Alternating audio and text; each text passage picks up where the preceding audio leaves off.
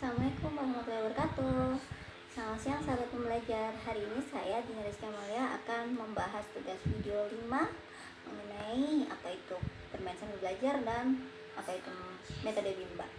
Nah, bermain sambil belajar ini merupakan kegiatan yang dalamnya kita ingin melakukan kegiatan bermain. Nah, bermain seperti apa? Tentunya bukan bermain yang kita asal bermain yang asal-asalan, tapi di sini kegiatan bermainnya memiliki nilai konstruktif dan nilai edukasi. Jadi kita lakukan permainannya secara bertahap dan tentunya harus memiliki nilai edukasinya. Jadi tidak hanya bermain tapi kita sudah bisa belajar. Nah, kegiatan bermainnya ini bisa kita harus pakai apa ya? Nah, kalau di Bimba kita pakai lagu Bimba, kita pakai bahasa Bimba, dan kita pakai modul Bimba.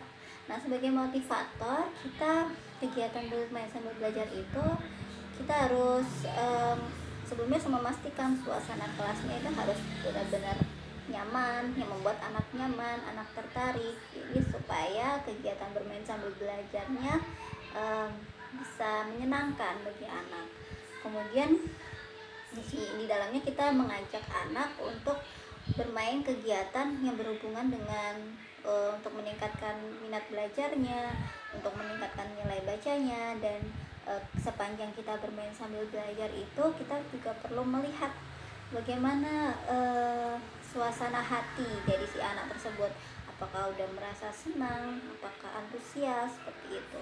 Ketika anak sudah senang, berarti kegiatan bermain sambil belajarnya ini sudah cukup baik. Jadi bisa cukup si anak tertarik untuk kegiatan bermain sambil belajarnya. Jadi akan terus suka dan mau mengulang kembali. Nah, seperti itu. Untuk metode Bimba di sini ada yang pertama fun learning, yang kedua ada small step system, individual system, dan ada lagi satu lagi metode yang berkaitan yaitu ada variation skill.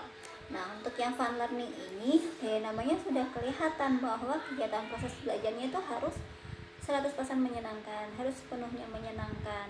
Mengapa? Karena tujuannya adalah kita ingin menumbuhkan minat belajar dan minat baca anak.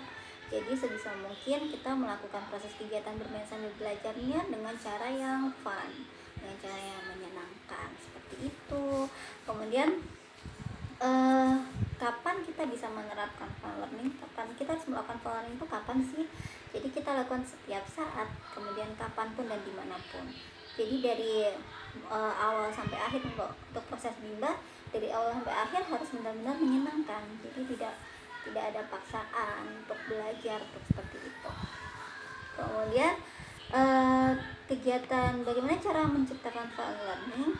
Kita bisa menciptakan fun learning kalau kita melakukan yang small step system dan individual system. Jadi kita lakukan secara bertahap dan kita melakukan pendekatan individu. Jadi untuk yang bertahap ini kita bisa lakukan sedikit demi sedikit. Jadi tidak langsung. Misalnya dalam Bimba IO ini kan ada modul Bimba. Tidak semua modul Bimba kita keluarkan. Jadi ada tahap-tahapannya. Jadi untuk yang pertama tahap mana, seperti itu. Kemudian untuk yang individual system kita lihat karakternya anak seperti apa, kemampuannya anak itu seperti apa, karena tiap anak memiliki karakter dan kemampuannya berbeda-beda, jadi kita menyesuaikan anak tersebut. Nah, contoh kegiatan yang bisa kita lakukan, kegiatan fun learningnya ada kita bisa ajak anak berdialog, kita bisa ajak anak untuk membaca buku cerita sama-sama, mendongeng, bernyanyi, seperti itu. Yang penting suasana proses kegiatan bermain sambil belajarnya menyenangkan, seperti itu. Yang kedua ada small step system. Jadi di sini secara bertahap yang seperti saya jelaskan tadi. Jadi tidak ada, untuk di Bimba ini ada kurikulumnya, dan kurikulumnya itu ada tahap-tahapannya, mana yang harus diberikan, ada syarat-syaratnya. Jadi kita memberikan modul Bimba itu secara bertahap, kegiatannya nanti akan dilakukan secara bertahap, seperti itu. Tujuannya apa? Kegiatan small step system ini dilakukan tidak lain adalah untuk menciptakan fun learning, seperti itu. Kemudian individual system kita lakukan pendekatan mengenai karakter anak itu seperti apa, kemampuannya itu seberapa, dan kemauan anak untuk belajar itu bagaimana. Jadi kita lihat masing-masing individu anak apa, bagaimana bagaimana karakternya.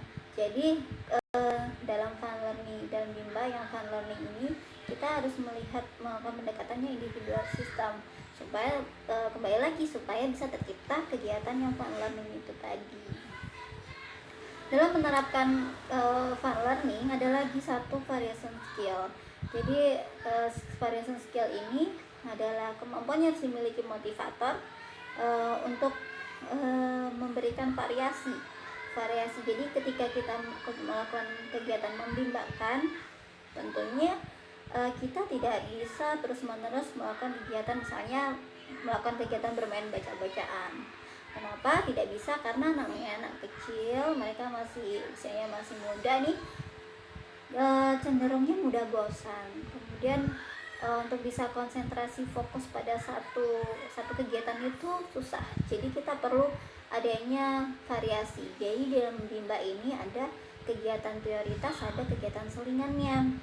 Jadi untuk yang prioritasnya kita karena menumbuhkan minat baca, jadi kegiatan membaca seperti itu. Kemudian selingannya ada banyak, bisa mewarnai, kemudian bisa menarik garis, bisa menulis seperti itu. Jadi variation skill ini perlu kita ketahui, juga perlu kita pelajari agar anak tidak merasa bosan seperti itu.